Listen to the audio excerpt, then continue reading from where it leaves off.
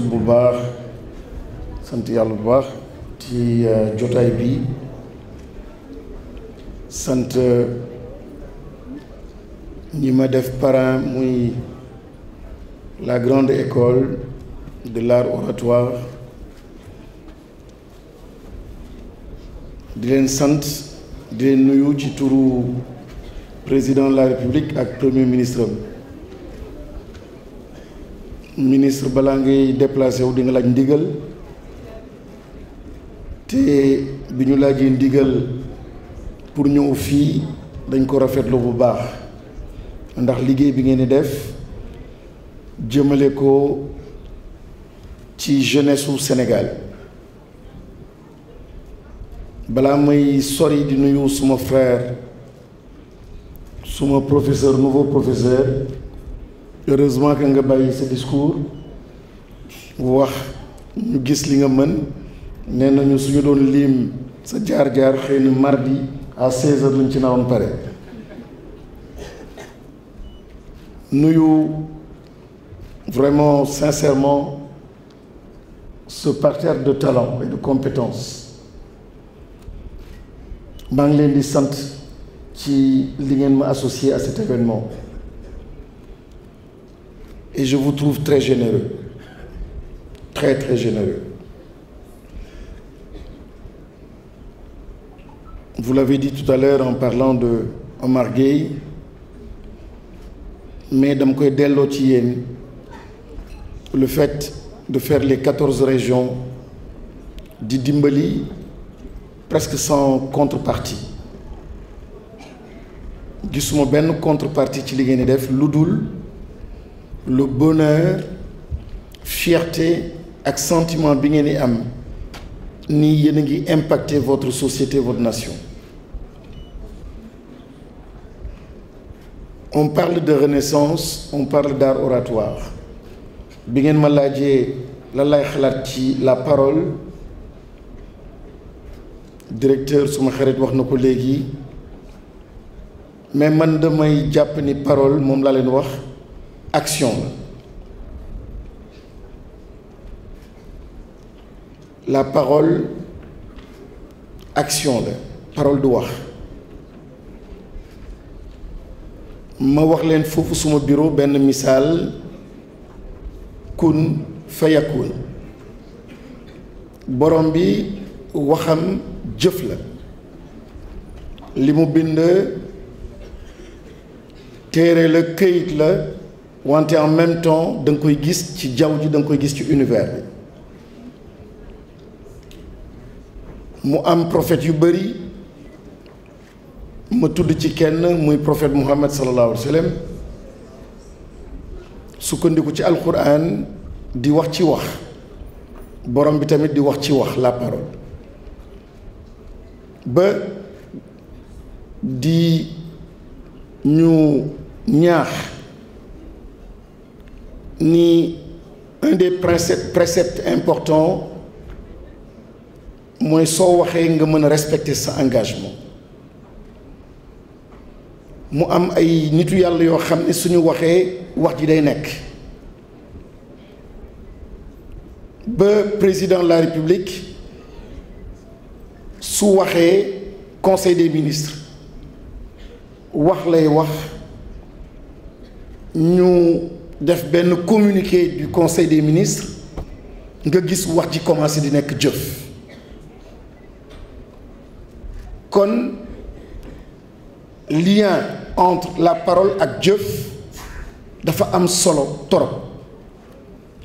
et souvent quand on parle de la parole ou de l'art oratoire dañ koy tënk ci mën a wax ak ci waane su yàggee nga soof su yàggee kon du la déglu su yàggee dañ lay daw su yàggee dañ lay weddi su yàggee sa lépp màbb ndaxte soo tàmmalul sa bopp di créer le lien entre la parole ak l'action loolu lay def parole dafa diis et l'exercice que vous êtes en train de faire en accompagnant la jeunesse il ne s'agit pas du débit il ne s'agit pas du vocabulaire de la grammaire il s'agit surtout de ce qui est porté par le cœur et la conscience. Kenn ku nekk ci salle bi fii dafa am loo xam ni de façon précise benn mission boo xam ni moo tax ñu sàkk ko su ko xamee sant ci doyloo ko assumer ko il sera un grand orateur saa yuy wax dina jëmmal rafetal waxam ak kàddoom parce que fi muy jógee la fi muy naître la ci xolam ci conscience am ci aamam ci léppam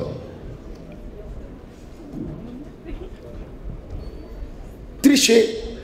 su ci duggee rek wax du rafet en parlant de renaissance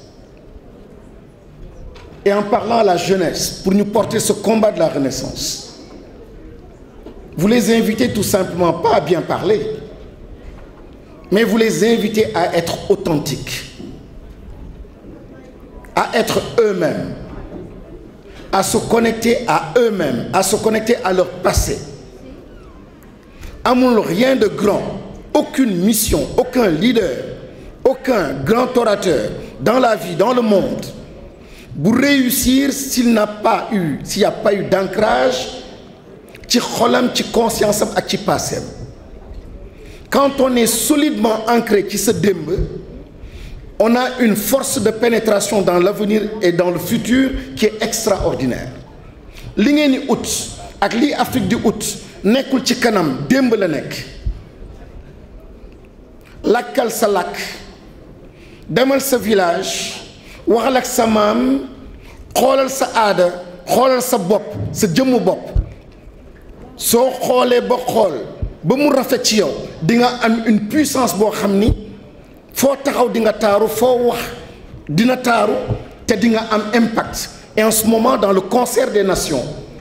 li ngay indi day nekk authentique originalité. Aujourd'hui c'est ce que le monde cherche, ce que les organisations cherchent, ce que l'entreprise cherche. Faut mënti dem on cherche la fibre, la spécificité, le signe distinctif te ko kenn ku nekk ci ñun yàlla may na ko kon jàng wax mooy jàng dëggu ak authentique. J'insiste beaucoup parce que dama nekk ci école nekk ak ay étudiants nekk tey ji yàlla dugalaat ma ci biir may gis ma gis suma bopp xam suma jaar-jaar xam ñi ma nekkal xam gis lu bëri te gis naa ne ndekete yow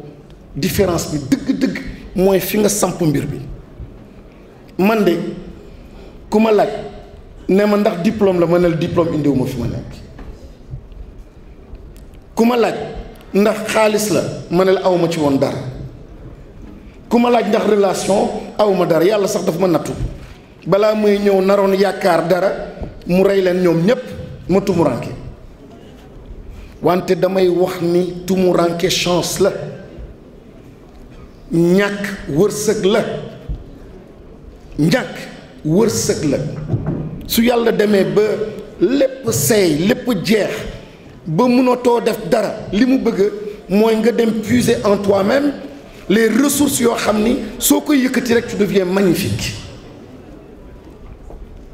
Et souvent ñun la jeunesse africaine situation boobu la ñu nekk mais il faut savoir mourir pour renaître.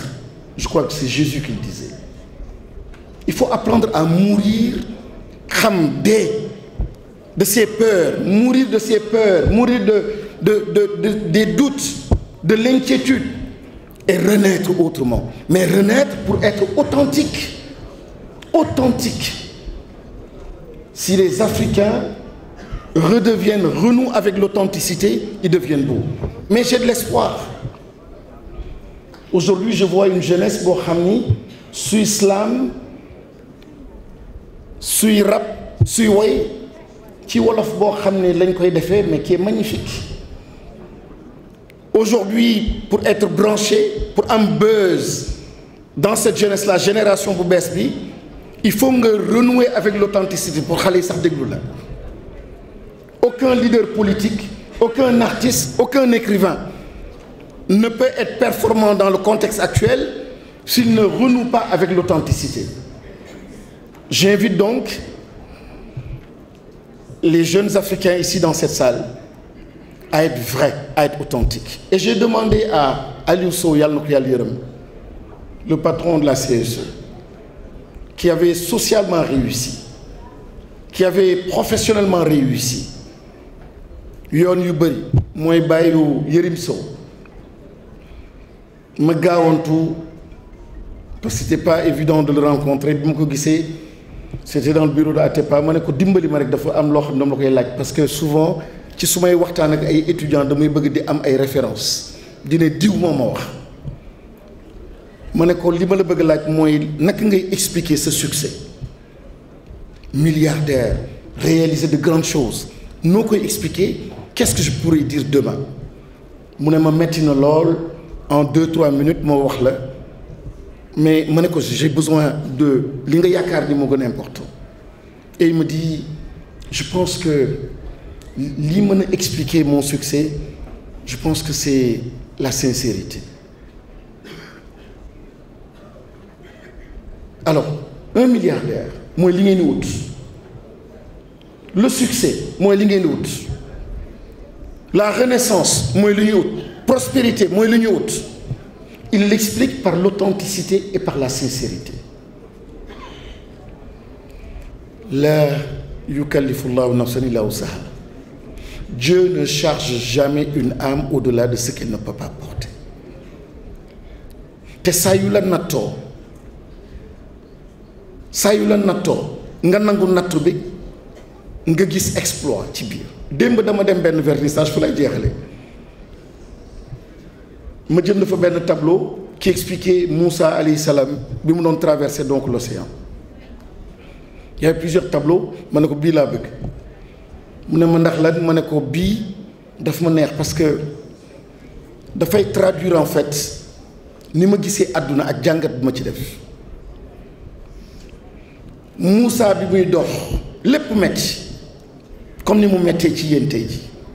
lépp compliqué amul dara amul gànnaay amul dara lu dul gëm-gëmam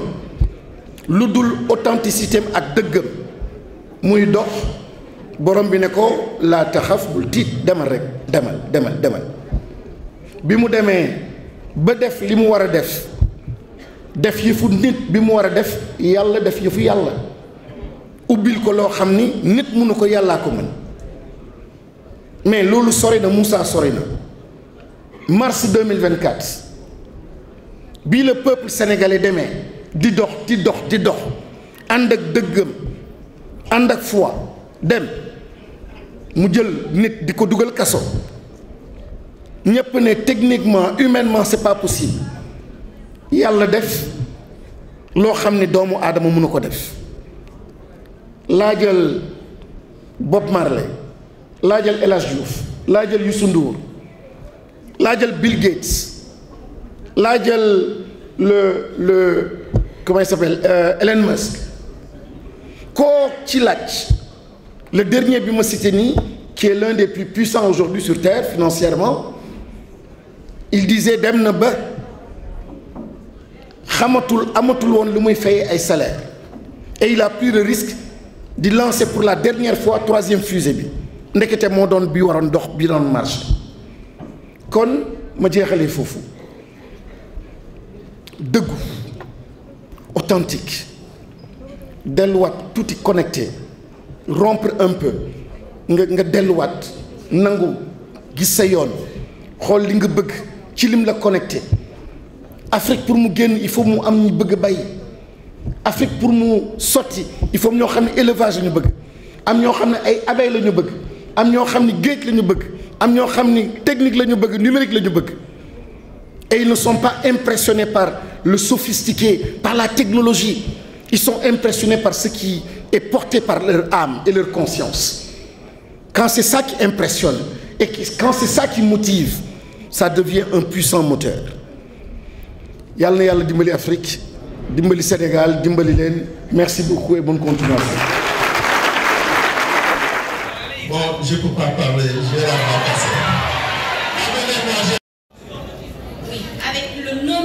toi. Bon, je vais dire le...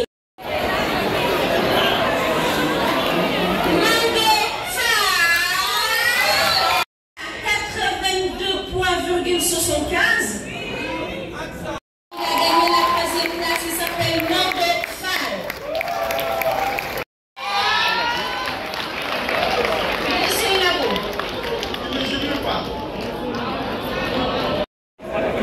Effectivement, pour souligner que nous ne sommes pas limités à l'intonation, l'articulation, le contenu, le contenant, nous avons aussi noté